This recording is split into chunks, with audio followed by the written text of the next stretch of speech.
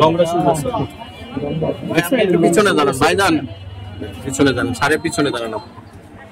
এই যে রং, এটা সারা জায়গায় মানুষজন সতর্ক। আপনার কত কিভাবে জানাইতে হবে? টিভিতে আসছে, নিউজ ভাইরাল হচ্ছে, আপনি তারপরে ঘুমাই থাকবেন? কেমন কেন এগুলো এগুলো সচেতন কেন না দেখে নিয়ে আসে? তারপরে ওই যে আপনি সবকিছু মানে আকাম যাতাম সব করছেন, ওই যে গরু খাওয়ানোর যে লবণগুলো মানুষের কাছে পারবে না। আপনি গরু খাওয়ানো লবণ এগুলো আমরা মাইকে মাইকে করে গেছি। আচ্ছা নিয়েছেন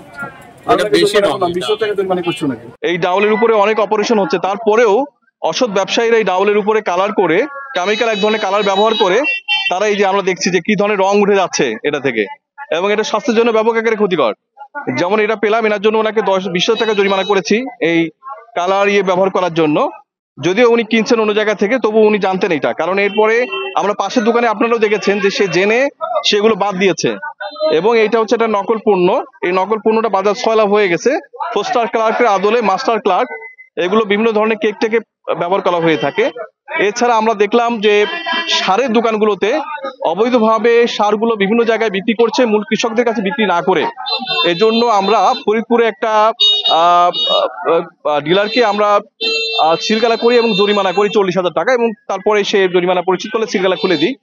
এছাড়াও আমরা ভাঙ্গুরাতে এরকম দুটো সার কারখানাতে আমরা সারের দোকানে ডিলারকে আমরা একটা হচ্ছে যে 20,000 এবং আরেকটা 5,000 টাকা জরিমানা করেছি, এবং তাদেরকে আমরা সতর্কতা করেছি যাতে কৃষকদের তারা যে সাফারিং হচ্ছে, এখন মৌসুম যাচ্ছে, তাদের সারের প্রয়োজন হচ্ছে, এবং আমরা নিয়মিত তাদের স্টক রেজিস্টারও চেক করছি, যাতে এই ধরনের অনিয়ম থাকলে ভোক্তা অধিকার থেকে আমি দ্রুত ব্যবস্থা গ্রহণ করতে পারি।